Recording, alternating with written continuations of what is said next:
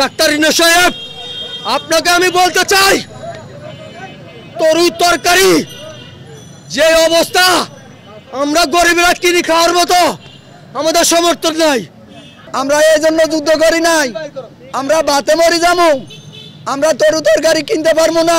Syndicate বন্ধ না করতে পারলে, দেশের পরিবেশ সৌন্দর্য না করতে পারলে, হ্যাঁ কি কাজটা করবো? আমার মূলত আগে কাজ হলো এটা, আগে মানুষের পেটের ক্ষুধা নিবাইতে হবে। কি করতেছে আমরা জানি না। আজকে বাজারে যাবো, তরি তরকারির দাম শুনলে আমরা ভয়ে হতাশ হয়ে যাই, কি খাবো। আর চাউল নিতে যাবো, চাউলের কেজি প্রতিতে এখন দাম বেশি। ডাক্তার ইউনূস সাহেব, আপনাকে আমি বলতে চাই, তরু তরকারি যে অবস্থা, আমরা গরিবরা কিনে খাওয়ার মতো আমাদের সমর্থন নাই। আমি কথা বলতে বলতে আমার বুকের ভিতরে খুব কষ্ট হচ্ছে, আমি নিঃশ্বাস ফেলাতে পারছি না। আমি বলি না, বক্তব্য দিই না, কিন্তু আমি আজকে বাধ্য বক্তব্য দিতে। এই দেশ কেমন হচ্ছে তা বলতে আমি পাচ্ছি না, আমার মেধা কুলাচ্ছে না যে আমি কি বলবো মুখ দিয়ে। আপনাকে আমি বলি ডাক্তার ইউনূস সাহেব, গরিব অসহায় মানুষের পাশে থাকবেন, সবাই আপনাকে ভালোবাসবে।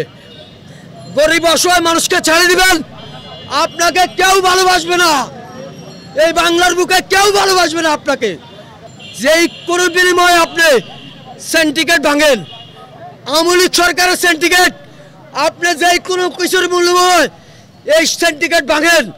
কারণ আলু 80 টাকা, বাংলাদেশে 45 বছর বয়সে 80 টাকা আলু দেখি নাই, কেন আলু 80 টাকা হবে?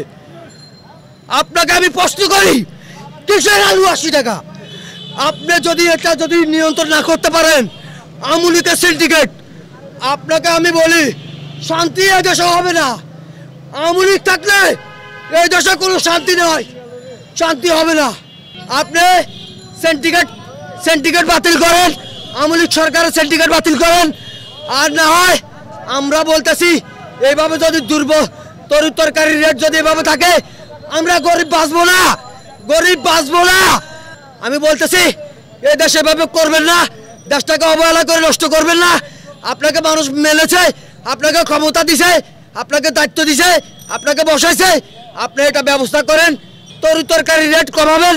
আমরা এই জন্য যুদ্ধ করি নাই, আমরা বাতে মরি যাবো, আমরা তরু তরকারি কিনতে পারবো না, আমরা রোডে খেপ পাবো না। আমাদের ছেলের সন্তান সবাই রুগীগ্রস্ত হয়ে গেছে, সবার পুষ্টিকর খাবার পায় না। বাজারে গেলে আসলে টাকা পুড়িয়ে লয়ে যাওয়া যায়, পকেট পুড়িয়ে লয়ে যায়, কিন্তু 2-3 মাল গেলে টাকা খালি। সরিয়াছার শেখ হাসিনা এই অবস্থা করছে, জিনিসের দাম থুয়ে গেছে। এই বাজার আর কন্ট্রোল করার মতো কি কেউ নাই? তা আমরা তো সাপোর্ট করছি, সারা বিশ্ব সাপোর্ট করছে, সারা 18 কোটি মানুষের সাপোর্ট করছে ডক্টর ইউনূস সাহেবকে। কিন্তু ইউনূস সাহেব আমগরে কি উপহার দিতে আছে, আমরা কি পাইতেছি ওনার কাছ থেকে? হ্যাঁ, উনি যদি আমাদের 3 মাস 4 মাস 5 মাস হয়ে যেতেছে, উনি ন্যায্য মূল্যের দামটা যদি কমাতে না পারে, তো ওনার কাছে আমরা কি আশা করি? আমাদের ওনার কাছে প্রথম আশা হইলো, যারা কৃষক, গার্মেন্টস শ্রমিক, রিক্সাওয়ালা, বিভিন্ন মানুষের খুব কষ্ট হয়ে যায়। এবার কষ্ট না শুধু একটা মানুষের, পুলিশ প্রশাসনের কষ্ট হয় না, তারা অবৈধ টাকা কামিয়ে গেছে। এবার আওয়ামী লীগের নেতা করে কষ্ট হয় না, তারা টাকা কামিয়ে গেছে। ঠিক আছে, এখন এই 2 শ্রেণীর লোক ছাড়া সবাই কষ্টে আছে। আমি মনে করি সিন্ডিকেট বন্ধ না করতে পারলে, দেশের পরিবেশ সৌন্দর্য না করতে পারলে, হ্যাঁ কি কাজটা করবো? আমার মূলত আগে কাজ হলো এটা, আগে মানুষের পেটের ক্ষুধা নিবাইতে হবে। পেটের ক্ষুধা নিবাইয়া এরপরে যাইতে হবে বড় বড় সেক্টরে, যারা দুর্নীতি করছে তাদের ধরতে হবে, রাখোবল ধরতে হবে।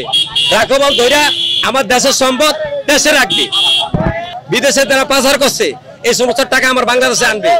আমরা খেপ মারতে এলে, ভাড়া মারতে এলে সব রোড বন্ধ, আমাদের কোনো গাড়ি চালানো যায় না।